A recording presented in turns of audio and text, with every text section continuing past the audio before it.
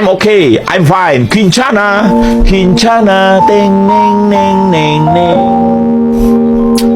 Ku menahan rasa sakit, rasa sakit. Few moments later.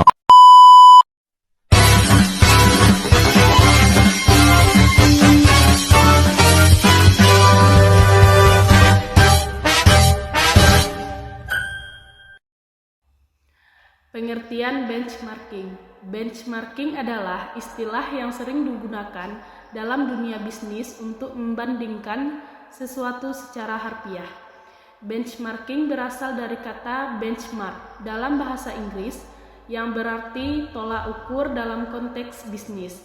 Benchmarking digunakan untuk memeriksa bagaimana kompetitor mencapai kinerja tingkat tinggi dan proses yang mereka gunakan untuk mempertahankan kesuksesan tersebut.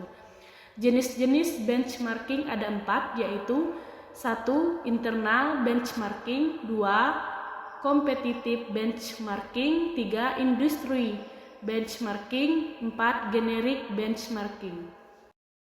Project over 5. Ada beberapa azas atau prinsip utama dalam benchmarking mutu pada organisasi pendidikan, yaitu pertama, fokus pada tujuan yang jelas, kedua, identifikasi mitra benchmarking yang tepat, tiga, memahami dan membandingkan proses, yang keempat, mengembangkan rencana tindakan. Generasi benchmarking mutu biasanya ada 4 generasi, yaitu pertama benchmarking fungsional, yang kedua benchmarking industri, yang ketiga benchmarking fungsi terbaik, dan keempat benchmarking proses bisnis. Dasar pemikiran benchmarking. Benchmarking merupakan proses belajar yang berlangsung secara sistematis, terus-menerus dan terbuka, dan berbeda dengan penjiplakan yang dilakukan secara diam-diam. Kegiatan patok duga merupakan tindakan legal dan tidak melanggar hukum. Dalam dunia bisnis modern, meniru dianggap sah-sah asal tidak dilakukan secara langsung dan mentah-mentah. Benchmarking dapat diartikan sebagai meniru dari paling hebat untuk membuatnya sebagai referensi. Benchmarking sebagai instrumen perbaikan mutu.